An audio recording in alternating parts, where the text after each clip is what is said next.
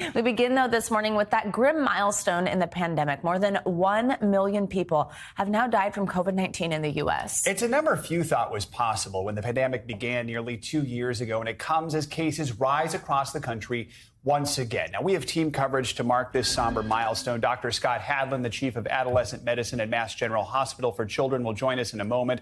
We're going to begin with NBC News correspondent Steve Patterson, who is in Kirkland, Washington, the place where the coronavirus really first took hold here in the U.S. Steve, good to have you with us this morning. We know Kirkland was the first to deal with COVID in the U.S. We were all watching as cases started to unfold there. Walk us through what those early days were like, especially for the healthcare workers who had to deal with a virus that we'd really never seen before.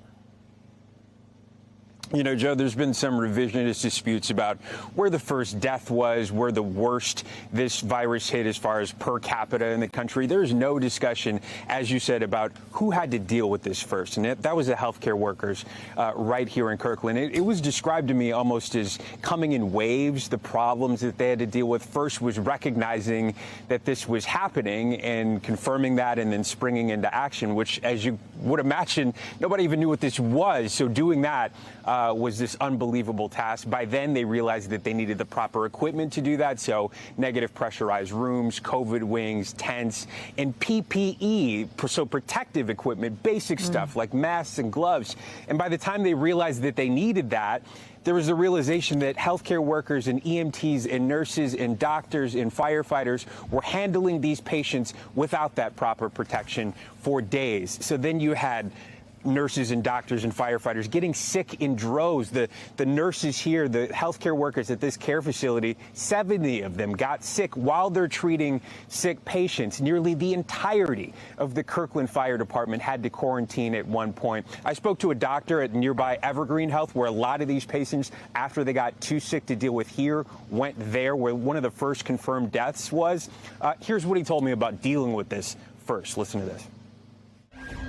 I don't think any of us anticipated the scope, the breadth of this outbreak. There was quite a bit of concern about perhaps taking this home to your family. And I mean, I know many people who checked into hotels until this was clearly, there was some sense of how transmissible this was. And the doctor said essentially that, you know, he wished it didn't happen anywhere, but he was in a way happy that it happened in the Seattle area first, because they do have such a strong medical community, and they did spring into action. And Joe? Steve, let's talk about the people who live there. I mean, now so many of us have been impacted by this pandemic that we're 2 years in. But since this was ground zero, what was it like for the people just living in Kirkland who had to deal with that first wave when there was so much fear?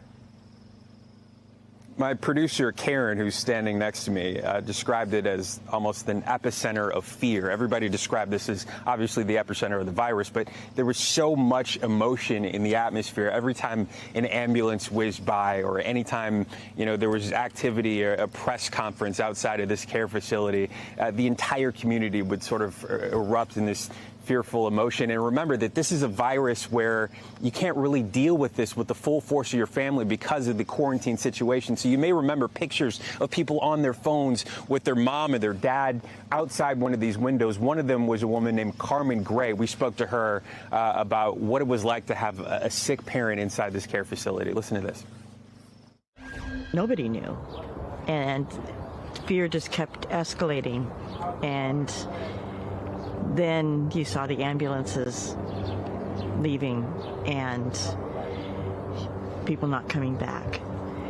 And it just kept escalating. The fear, you know, my mom was in there, you know. We couldn't go in, she couldn't come out. And it was just a waiting, you know, who knew that it would become a pandemic. 1 million deaths, 1 million individual tragedies, people having to watch their loved ones die on a video screen. All of that happened here first. The community, of course, moving on from that, but in a way, never getting over it. Guys, back to you. Steve Patterson from Kirkland, Washington. Steve, thanks so much.